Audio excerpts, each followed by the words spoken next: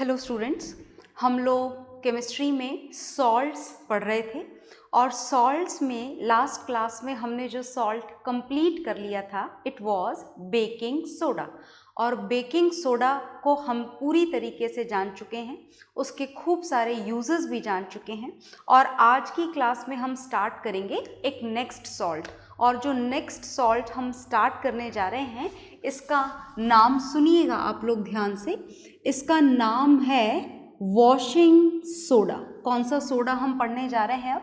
अब हम पढ़ने जा रहे हैं washing soda. Is it okay? तो चलिए जानते हैं इस वॉशिंग सोडा को और शुरुआत करते हैं इसके फॉर्मूले से। ओके, तो वॉशिंग सोडा का जो फॉर्मूला होता है वो बड़े ध्यान से देखना क्योंकि इसमें कुछ बात अलग है। Is it okay?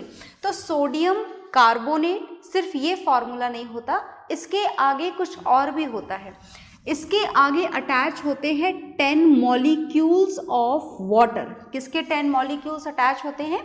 वाटर के 10 मॉलिक्यूल्स अटैच होते हैं।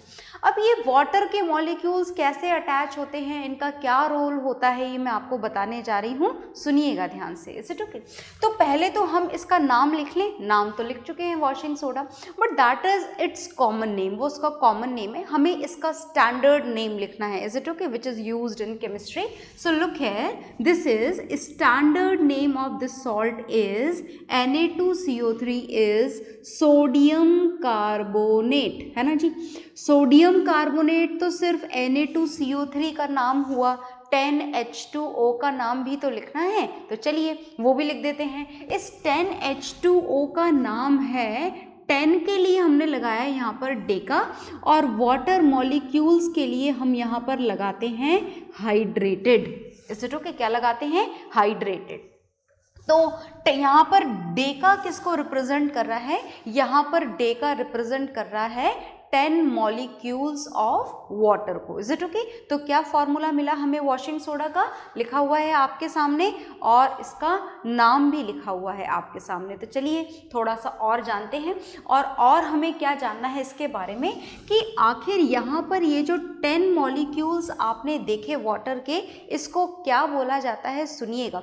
ऐसे आपने कुछ और भी सॉल्ट्स पढ़े थे जो मैंने आपको फर्स्ट चैप्टर में बताए थे, केमिकल रिएक्शन एंड इक्वेशन में कुछ और भी सॉल्ट्स थे, तो वो मैं लिखने जा रही हूँ यहाँ पर। देखिएगा, हमने एक सॉल्ट पढ़ा था CuSO4 dot 5H2O। Is it okay? हमने एक सॉल्ट और पढ़ा था, this is FeSO4 dot 7H2O। और एक सॉल्ट अभी हमने यहाँ पर पढ़ लिया, this is Na2CO3 dot 10H2O। Is it okay? तो ये जो डॉट लगा करके जो वाटर के मॉलिक्यूल्स अटैच होते हैं, इन वाटर मॉलिक्यूल्स को बोला जाता है वाटर ऑफ क्रिस्टलाइजेशन। क्या बोला जाता है इनको बोला जाता है water of crystallisation. Is it okay?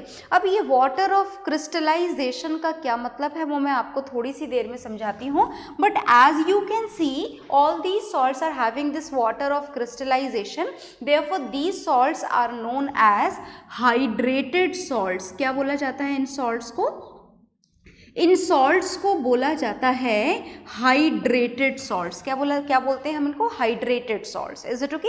As these water molecules are attached to them. तो वाटर मॉलिक्यूल जब भी जुड़ता है हमारी केमिस्ट्री में, देन द वर्ड हाइड्रेशन और hydrated is used to represent it. आ गई बात समझ में? ठीक है।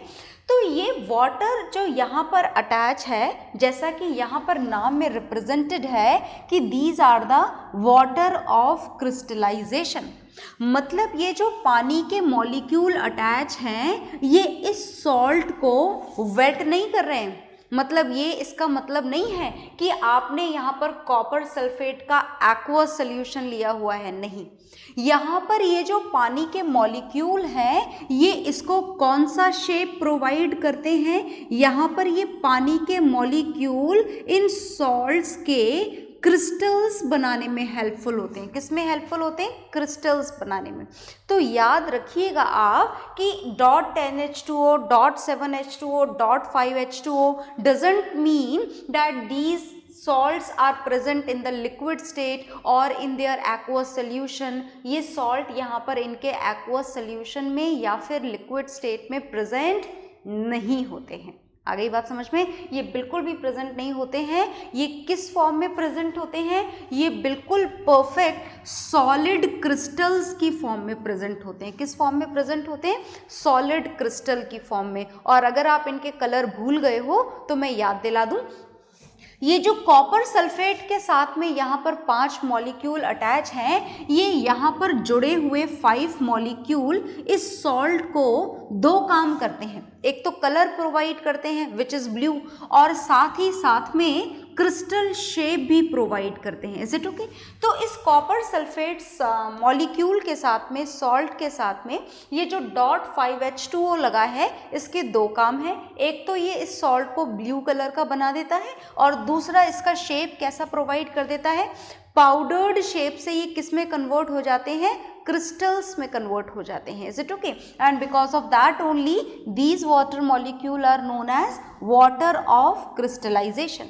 सिमिलरली अगर यहाँ पर डॉट 7H2O की बात की जाए तो 7H2O जो है यहाँ पर, ये जो 7 वाटर मॉलिक्यूल हैं, ये इस सॉल्ट को ग्रीन कलर भी प्रोवाइड करते हैं और साथ ही साथ में क्रिस्टल का शेप भी प्रोवाइड करते हैं। अगर आप यहाँ से ये 7H2O हटा दें, बात समझ में आई? अगर हम सीधे FeSO4 लिख दें तो FeSO4 लिखने के बाद में 7H2O हटाने के बाद में ना तो इसका कलर ग्रीन रहेगा और ना ही शेप क्रिस्टलाइज्ड रहेगा। आ गई बात समझ में? सिमिलरली अगर यहाँ से ये 5H2O हटा दिया जाए, मतलब अगर कॉपर सल्फेट लिख दिया जाए, तो this copper sulphate without the water of crystallisation molecules, this copper sulphate is not at all blue in colour. ना तो ये ब्लू कलर का रहेगा और ना ही इसका शेप क्रिस्टल रहेगा। आ गई बात समझ में? सिमिलरली Na2CO3.10H2O, यहाँ ये जो वाटर के मॉलिक्यूल्स अटैच हैं, ये इसको कलर प्रोवाइड नहीं करते हैं। ये जो क्रिस्टल आपको यहाँ पर वॉशिंग सोडा का मिलता है, दिस इज परफेक्टली ट्रांसपेरेंट। पर यहाँ पर जो 10 मॉलिक्यूल वाटर के हैं, ये इसको क्रिस्टल शेप तो प्रोवाइड कर देते, कलर प्रोवाइड नहीं करते हैं।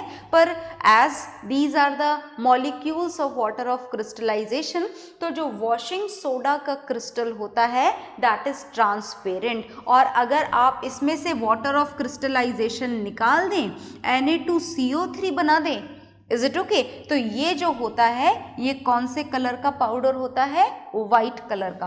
तीनों ही वाइट कलर के होते हैं, कॉपर सल्फेट भी वाइट, फेरस सल्फेट भी वाइट और सोडियम कार्बोनेट भी वाइट। ये तो खैर वैसे भी कलरलेस था, और सॉल्ट जब आपने इसका बनाया तो कैसा मिल गया आपको? वाइट कलर का सॉल्ट मिल गया। Is it okay? तो याद रखिएगा, जहां पर भी ये डॉट लगाकर वाटर मॉलिक्यूल्स आपको दिखे, ये यहाँ पर किसी भी सॉल्ट को लिक्विड स्टेट प्रोवाइड नहीं कर रहे हैं, इवन उनका एक्वस सोल्यूशन भी प्रिपेयर नहीं कर रहे हैं। These are the only and only water of crystallization which gives this salt a particular shape of crystal, and sometimes it is also helpful to provide a particular color also. Here it is going to provide this blue color, here green color, and here it remains same, that is transparent. But when we are going to remove these water of molecule, it changes into Na2CO3 which is white in color. This is white powder and white powder, powder में convert हो जाते हैं। ये तीनों water of crystallisation हटाने के बाद में, कैसे हटाओगे? वो हीट करके, इज इट ओके? और हटाने के बाद में ये क्रिस्टल से सीधे किस में कन्वर्ट हो जाते हैं? ये क्रिस्टल से सीधे कन्वर्ट हो जाते हैं पाउडर में। Is it okay? तो whatever is there on the board, you just note it down, then we will learn something more about this washing soda. Okay, तो नोट डाउन कर लीजिए।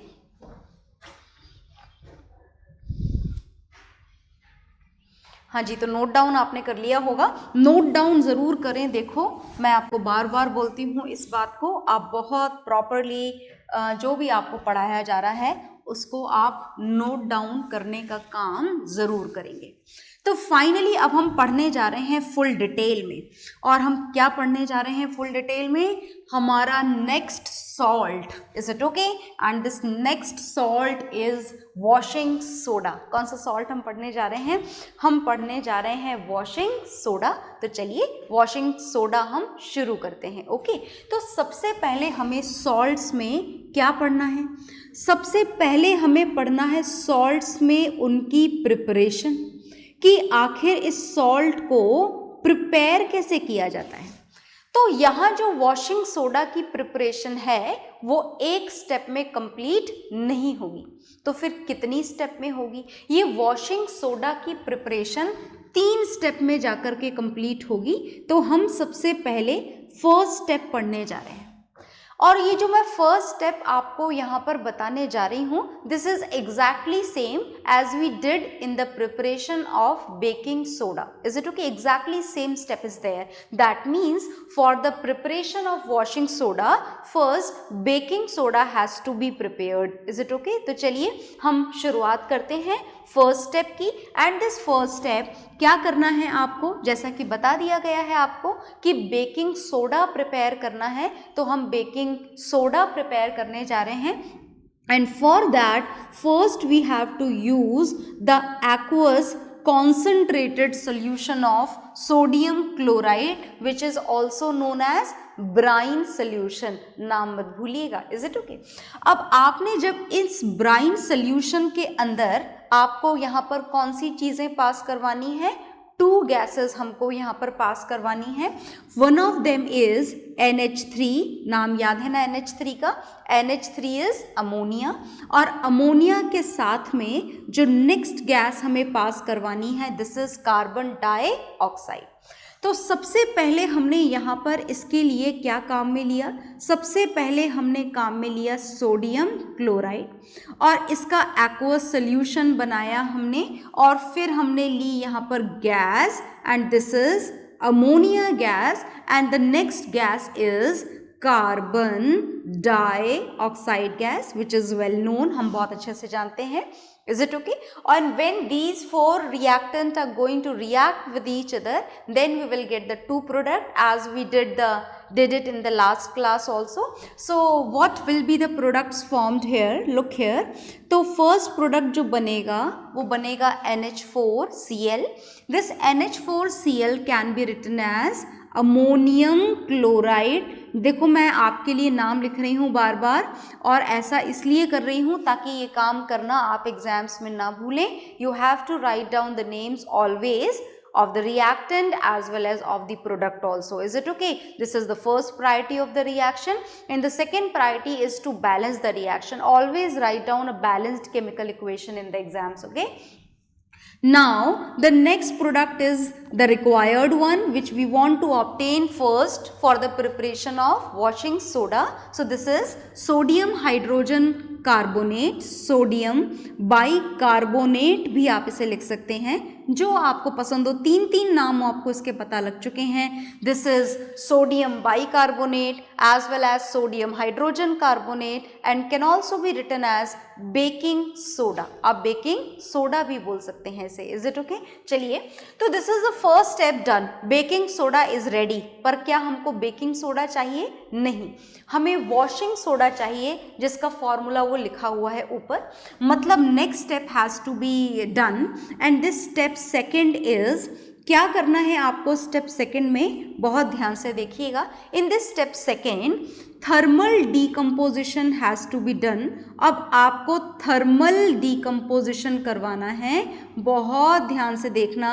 As the product is going to formed in 3 steps, so these 3 steps has to be learned very carefully, very properly.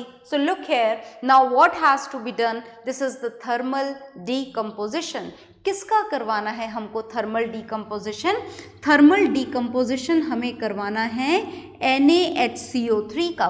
That means by the separating techniques this ammonium chloride and sodium bicarbonate has to be separated first, and when we get this sodium bicarbonate NaHCO3 अब आपको मिल चुका है, और अब आप इसका क्या करवाने वाले हैं? Thermal decomposition. इस वर्ड से आप बहुत ही फैमिलियर हैं, आप पढ़ चुके हैं इसे।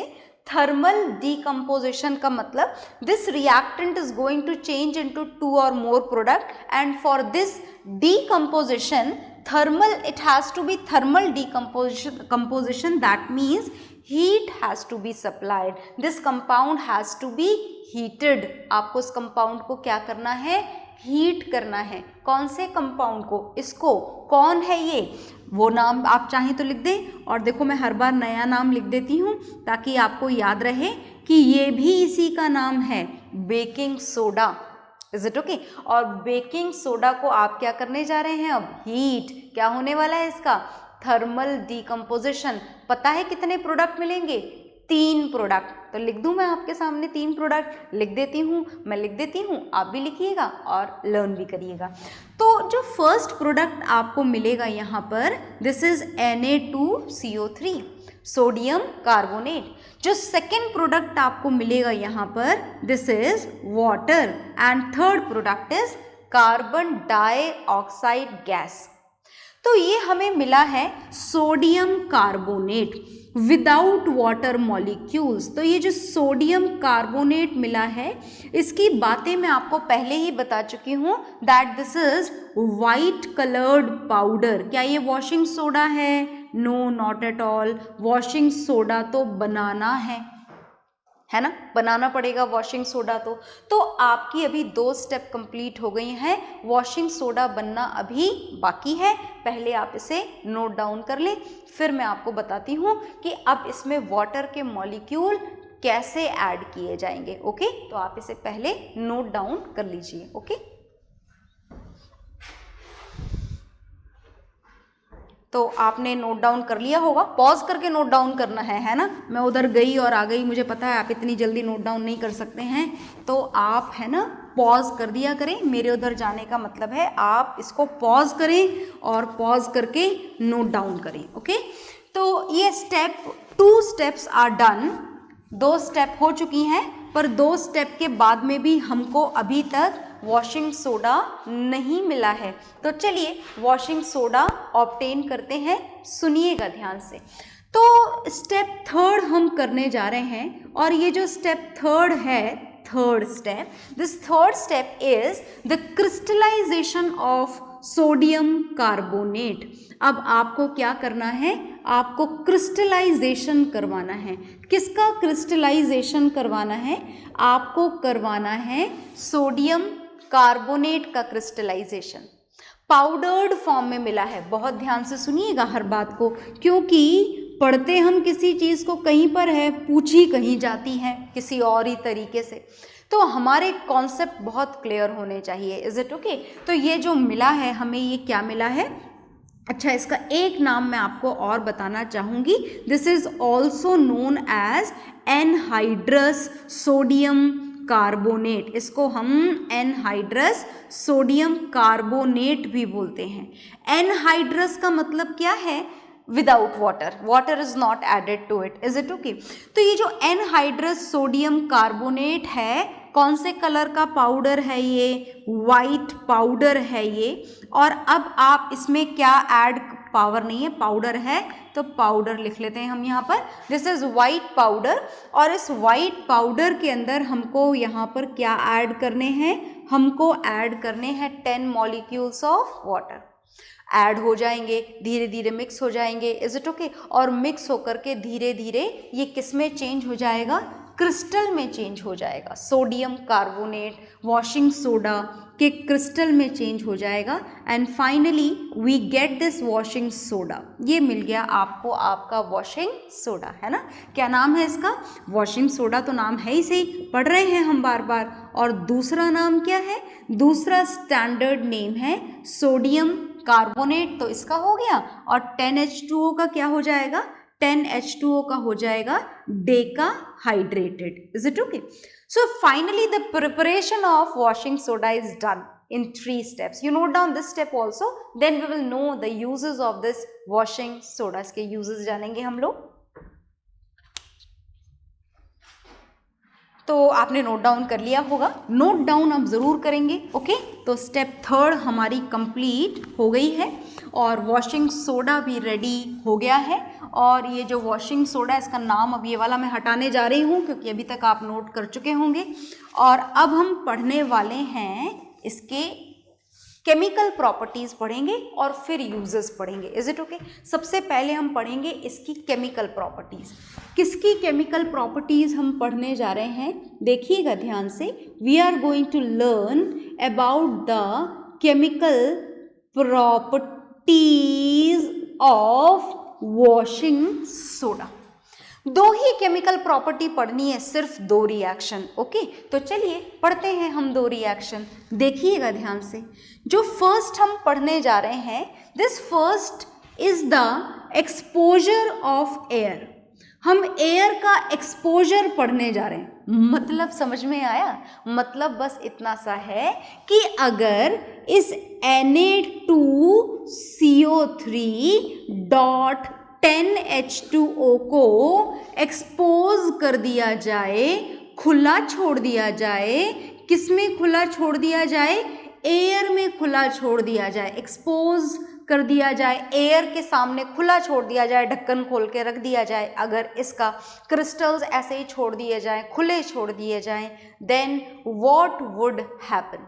क्या होगा? सुनिएगा ध्यान से। When this washing soda is exposed to air, then what would happen? Look here. तो देखिए बात ऐसी है कि एयर का तो काम ही क्या है? एयर का काम है वाटर मॉलिक्यूल्स को इवेपोरेट करके ले जाना, और यहाँ से भी इवेपोरेट करके ले जाती है। और जब इवेपोरेट करके वाटर मॉलिक्यूल्स ले जाती है जब आपकी एयर, तो सारे 10 मॉलिक्यूल नहीं लेके जा पाती, एक मॉलिक्यूल बाकी रह जाता है सोडियम कार्बोनेट के साथ में attach in this way. Is it okay? And this is known as sodium. नाम लिख सकते हो ना आप इसका? बिल्कुल लिख सकते हो। This is sodium carbonate mono. Mono का मतलब क्या होता है? One. As only one molecule of water is remained here, so this is monohydrated. Okay, what is the name of this compound? Sodium carbonate monohydrated, and 9 molecules of water will be removed. When it is removed? When this washing soda is exposed to air. Is it okay? आ गई बात समझ में? और इस process को हमने यहाँ पर एक नाम दे रखा है। देखिएगा, सुनिएगा इसका नाम ध्यान से। इसका नाम होता है एफ्लोरेसेंस। क्या नाम होता है इस रिएक्शन का? इस रिएक्शन का नाम होता है एफ्लोरेसेंस। तो भूलिएगा मत, कभी कभी बस ऐसे ही पूछ लिया जाता है what is efflorescence, then you have to keep this reaction in your mind. Is it okay?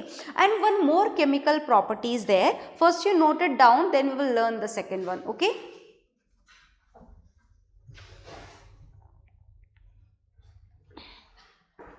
तो आपने ये नोट डाउन कर ली होगी, और नोट डाउन करने के बाद में अब हम सेकेंड केमिकल प्रॉपर्टी पढ़ने जा रहे हैं। और ये जो सेकेंड केमिकल प्रॉपर्टी हम पढ़ेंगे, सुनिएगा ध्यान से। This second chemical property is the action of heat.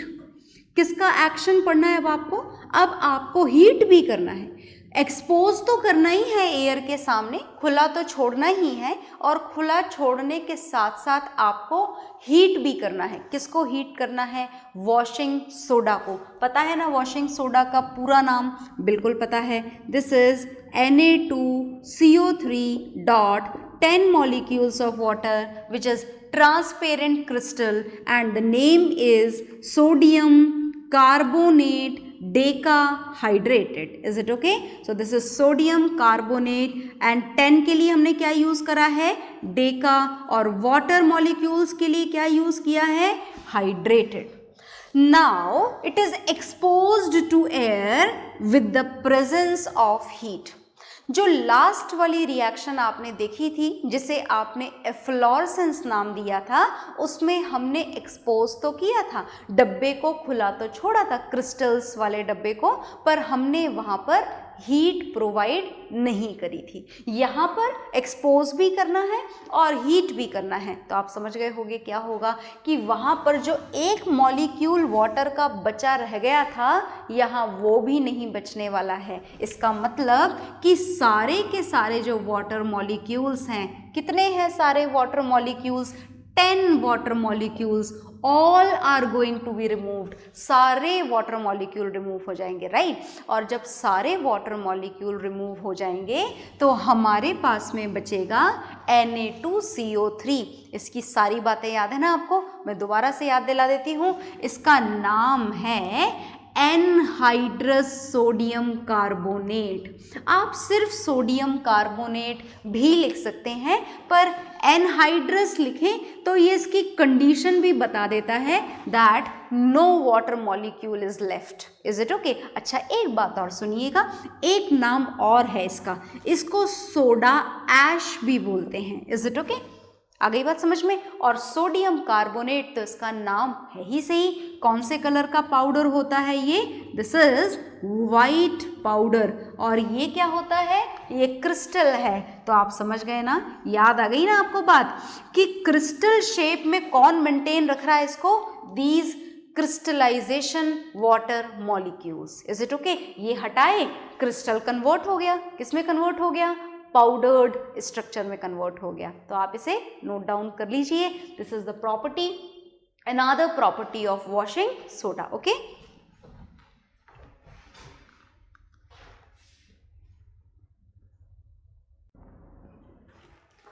हाँ जी, तो आपने ये नोट डाउन कर लिया होगा।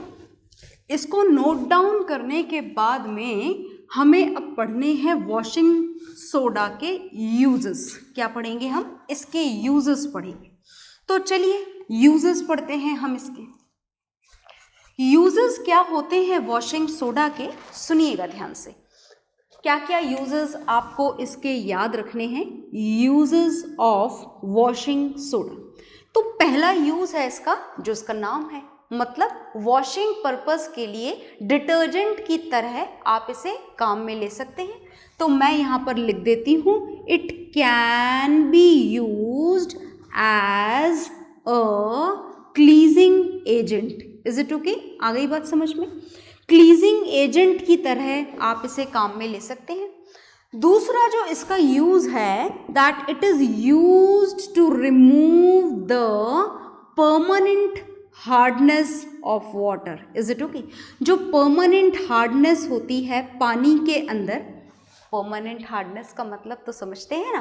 परमानेंट हार्डनेस का मतलब अभी मैं आपको बता देती हूँ, अगर आपको नहीं याद है तो सुने कि आखिर जो वाटर में, सी वाटर में, कौन से वाटर में? सी वाटर में जो सॉल्ट्स प्रेजेंट होते हैं, तो उन सॉल्ट की वजह से जो वाटर होता है, sea water, is it okay, that is known as hard water. और आपके घरों में नल में जो पानी आता है, रिवर वाटर, लेक वाटर, ये होता है सॉफ्ट वाटर। तो अगर आप इस हार्ड वाटर की, मतलब सी वाटर की हार्डनेस को रिमूव करना चाहें, in that condition also this washing soda can be used. Is it okay? And this is a very important, it act as a very important reagent. ये एक बहुत ही important reagent है जो कि कहाँ पर काम में लिया जाता है? in the chemistry laboratories. Is it okay? वहाँ पर भी इसको एक useful chemical reagent की तरह भी काम में लिया जाता है। तो आप इसके uses को note down करेंगे। ओके,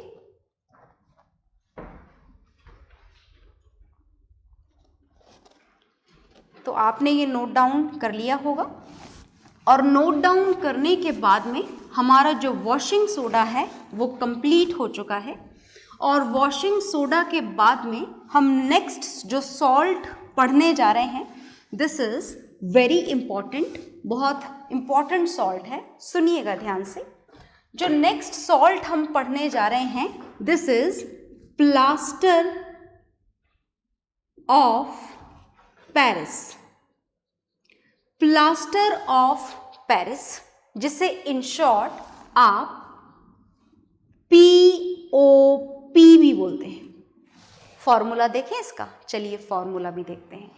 इसका फॉर्मूला होता है CaSO4 dot half H2O। Is it okay?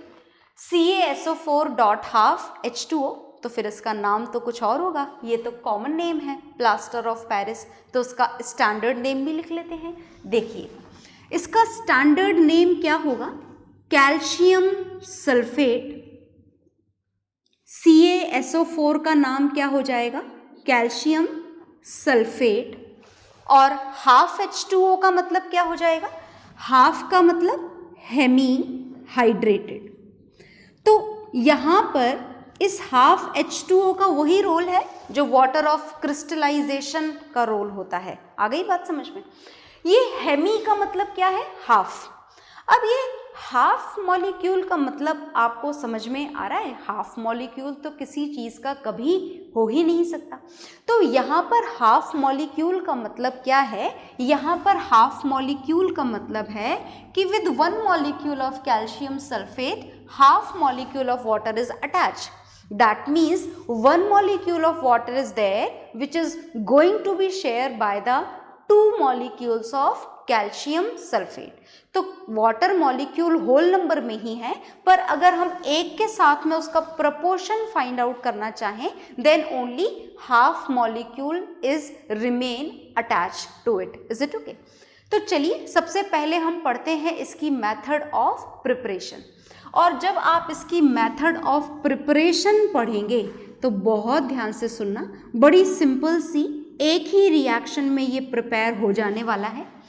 पर इसकी प्रिपरेशन के लिए जो हमें काम में लेना है, this is CaSO4 dot 2H2O। Okay, CaSO4 dot 2H2O का नाम आप डेफिनेटली लिख सकते हैं, दिस इज कैल्शियम सल्फेट। और 2 को कैसे लिखेंगे आप 2 को लिखेंगे डाई हाइड्रेटेड, है ना। तो यहाँ पर डाई का मतलब समझ गए ना, this is for 2 molecules of water. और इसका कॉमन नेम भी सुनिएगा, आपका सुना हुआ है, दिस इज जिप्सम। क्या होता है इसका कॉमन नेम, जिप्सम, सुना हुआ है ना आप लोगों ने। तो ये जो कैल्शियम सल्फेट डाई हाइड्रेटेड है, इसे हमें हीट करना है, और हीट करने के लिए टेम्परेचर का यहाँ पर बड़ा ध्यान रखना है कि जो टेम्परेचर आपका रहना चाहिए it should be exactly 100 degree Celsius. If you are going to measure it in Kelvin then it should be 373 Kelvin. Temperature 100 degree Celsius से ज़्यादा नहीं होना चाहिए। क्यों नहीं होना चाहिए वो मैं भी आपको बताती हूँ। पहले आप सुनिए कि 100 डिग्री सेल्सियस होगा तो क्या होगा, लुक हियर वेरी केयरफुली।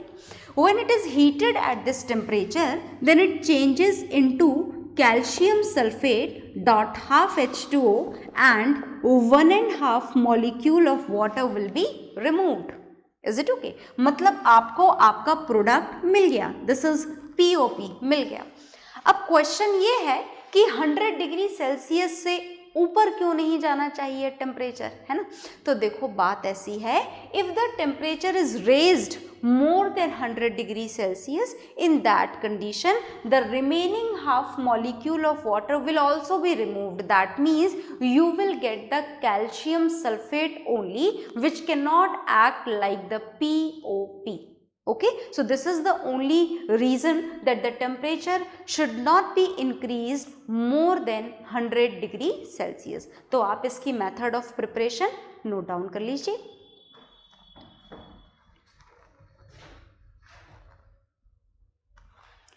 तो आपने ये नोट डाउन कर लिया होगा। इसको नोट डाउन करने के बाद में इसकी केमिकल प्रॉपर्टीज़ आपको नहीं पढ़नी है, आपको सिर्फ इसके यूजेस पढ़ने हैं। तो आप इसके यूजेस जानते हैं बहुत सारे, मैं लिख देती हूँ, बस मेंशन कर देती हूँ ताकि आपको वो याद आ जाएं सारे यूजेस। तो देखिएगा ध्यान से, यूजेस में जो इसका फर्स्ट यूज़ है that it is used for the formation of toys. Clay के जो टॉयज़ आते हैं POP के छोटे छोटे हैं ना, मिट्टी जैसे टॉयज़ होते हैं। इसके अलावा वॉल डेकोरेशन के लिए, सीलिंग डेकोरेशन के लिए देखा होगा आपने, छतों पर डिज़ाइन बनी होती है आपके फैन के आसपास, है ना, आपके सीलिंग के कॉर्नर्स पर, इज इट ओके। तो वो जो वॉल डेकोरेशन होता है, जो सीलिंग डेकोरेशन होता है, that is all you done by the POP, is it okay. दूसरा जो इसका इम्पॉर्टेंट यूज होता है वो होता है कि जो फ्रैक्चर्ड बोन्स होती हैं, है ना, फ्रैक्चर्ड बोन्स को ठीक करने के लिए भी किसको काम में लिया जाता है, POP को। जो भी फ्रैक्चर्ड बोन होती है उस पे POP को उसमें मिला करके, बैंडेजेस में मिला करके उसके ऊपर रैप कर दिया जाता है। तो क्यों रैप किया जाता है, POP को ही क्यों रैप किया जाता है, सुनिएगा ध्यान से। क्योंकि जब आप उस POP में वाटर मिलाकर पेस्ट बना देते हो, तो जैसे ही POP में वाटर मिलाकर पेस्ट बनाया जाता है और जैसे ही वो वाटर सूख जाता है, सॉलिडिफाई हो जाता है, इट चेंजेस इनटू जिप्सम। ये किस में चेंज हो जाता है, ये जिप्सम में चेंज हो जाता है। और ये जो जिप्सम है, this is very very hard, बहुत हार्ड मटेरियल होता है, तो वो इजीली टूटता नहीं है, इजीली मुड़ता नहीं है। तो आपकी बोन जहाँ से टूटी है वहाँ से स्ट्रेट रहती है, और स्ट्रेट रहती है तो अपने आप ही जुड़ जाती है। आ गई बात समझ में। तो because of this property only we use this POP to treat the fractured bones, is it okay. So these are the uses of gypsum, sorry POP। Note down कर लीजिए आप इसको।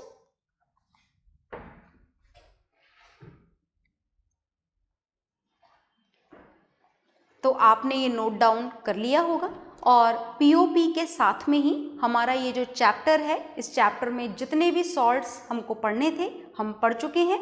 मतलब हमारा chapter acid, basis and salts complete हो गया है। आपको पूरा चैप्टर प्रॉपरली लर्न करना है, सारे क्वेश्चन आंसर्स प्रॉपरली सॉल्व करने हैं, और जो भी डाउट्स हो उनको क्लियर करना है। ओके, मतलब नेक्स्ट क्लास से हम स्टार्ट करेंगे new chapter. Okay, bye everyone.